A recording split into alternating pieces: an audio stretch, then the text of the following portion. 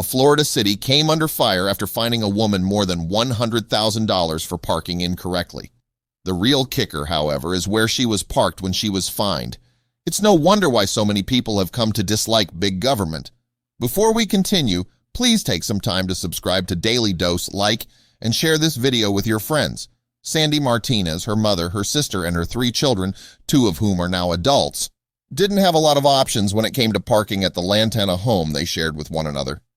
The driveway simply didn't have enough space for the 4 drivers in the household, forcing Sandy to squeeze her vehicle into the driveway the best she could.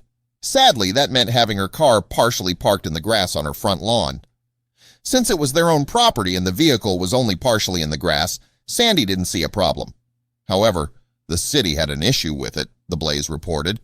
According to Section 630 of the Code of Ordinances of the town of Lantana, all off-street parking spaces, including driveways but not including parking spaces located in swale areas as permitted by Section 1734, shall be asphalt, concrete, or block, and shall be hard-surfaced and in good repair in compliance with town codes. Citing the ordinance, the town of Lantana slapped Sandy Martinez with a violation. She called the city, but an inspector never came to her residence. In fact, she told reporters that she repeatedly left voicemail after voicemail with the town, trying to get someone to come to her home, but to no avail. She eventually gave up and quit calling after playing phone tag with the city. Unfortunately for Sandy, things were far from over. More than a year after she was first cited for the violation, she discovered that the city had been fining her $250 a day for 407 days.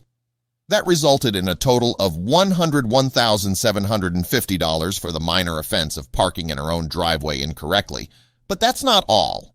On top of that already hefty fine for the harmless offense of parking her car partially on her own grass in violation of town codes, the city hit Sandy with an additional $65,000 in fines for cosmetic violations, including cracks in the driveway and a broken fence.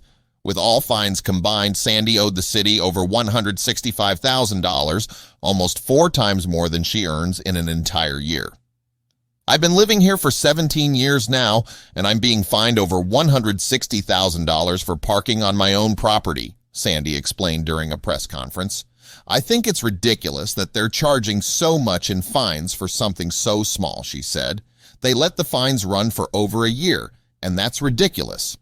Initially, the town offered to reduce the fines to $25,000, but only if Sandy paid by a specified date, according to Nicole Dritz, the town's development services director. When Sandy failed to pay, the original fines were reinstated. But Sandy wasn't going down without a fight.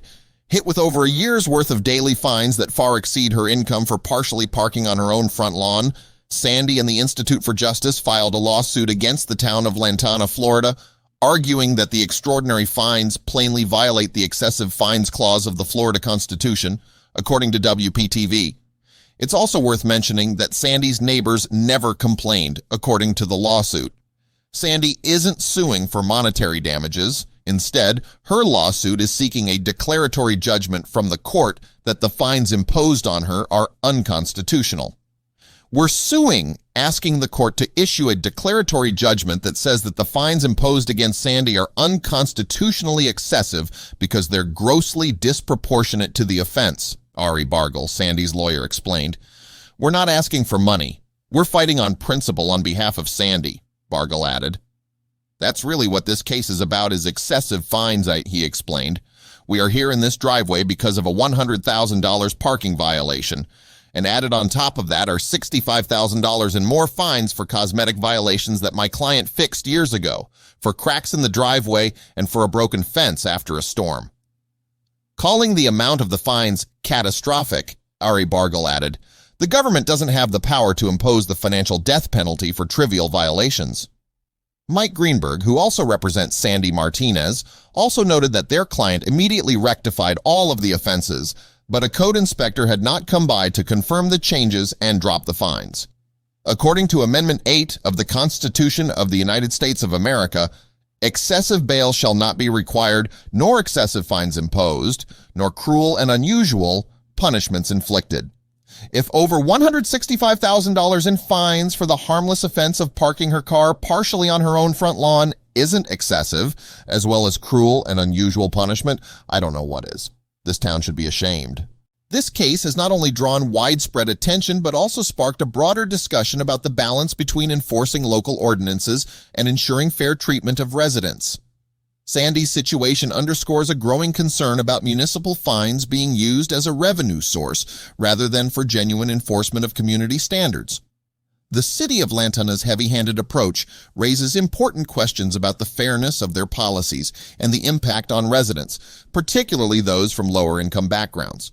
As fines for minor infractions can quickly spiral out of control, they risk placing undue financial burdens on individuals who are already struggling. This case illustrates how such punitive measures can have devastating effects, especially when compounded by bureaucratic inefficiencies and a lack of proper communication. Moreover, Sandy's story highlights the need for clearer and more compassionate enforcement practices. While maintaining community standards is important, it is equally crucial that local governments apply regulations in a way that is both just and reasonable. The extreme nature of Sandy's fines suggests a disconnect between the intentions of local ordinances and their real-world impact on residents. As Sandy and her legal team continue to challenge the fines in court, their case may set a precedent that influences how similar cases are handled in the future. A ruling in Sandy's favor could lead to changes in how municipalities enforce codes and fines, potentially leading to more equitable practices that better balance enforcement with respect for property rights and financial constraints. In the meantime, Sandy's fight serves as a potent reminder of the importance of holding local governments accountable. It underscores the need for oversight and reform in municipal fine systems to prevent abuses and ensure that all residents are treated fairly. The outcome of this case could not only impact Sandy's life, but also contribute to broader changes in how local governments interact with and penalize their constituents. As the legal proceedings unfold, Sandy's situation will likely continue to capture public interest and fuel debates about government accountability and the need for reform. It is a powerful example of how individual actions can challenge systemic issues and drive important conversations about justice and fairness in local governance.